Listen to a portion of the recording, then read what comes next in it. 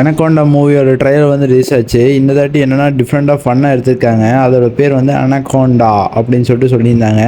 அது மட்டும் இல்லாமல் இதில் நடிக்கக்கூடிய ஆக்ட்ரஸ் வந்து 2 பேர். மெயின் ஆக்ட்ரஸ் தான் இப்போ நான் சொல்ல போகிறேன். மெயின் ஆக்ட்ரஸ் 2 பேர் யாருன்னா, மைன்கிராஃப்ட் படத்தில் நடித்தார் பார்த்தீங்களா, அவரும். அது மட்டும் இல்லாமல் நம்ம ஆண்ட்மேன் அண்ணன் தான் இந்த படத்தில் நடிச்சிட்டு இருக்கிறாரு. அது மட்டும் இல்லாமல் இந்த படத்தில் காமெடி கொஞ்சம் நல்லா இருக்கிற மாதிரி எனக்கு தோணுது. அது மட்டும் இல்லாமல் இந்த படத்தோட கான்செப்ட் என்னென்னா, இவங்க வந்து என்ன பண்ணுவாங்கன்னா, படம் எடுக்கலாம்னு சொல்லிட்டு சின்ன வயசுலேருந்து ஆசைப்படுவாங்க அனகோண்டா படத்தை எடுக்கிறதுக்காக. அதனால போய் பேங்க்கில் போய் கடன் கேட்பாங்க. கடன் கேட்கும்போது கொஞ்சம் கம்மியான காசுக்கு தான் இந்தியா காசில் கொடுப்பாங்க. ஒரு 2000 கிட்ட கொடுக்குற மாதிரி சொல்லுவாங்க. அது மட்டும் இல்லாமல் சரி அப்புறம் இப்படின்னு சொல்லிட்டு காசை புரட்டி படம் எடுக்க ஆரம்பிச்சிருவாங்க. மொத்தம் 5 பேர் தான் இந்த படத்தை ஷூட்டிங் எடுக்க வந்து இருப்பாங்க.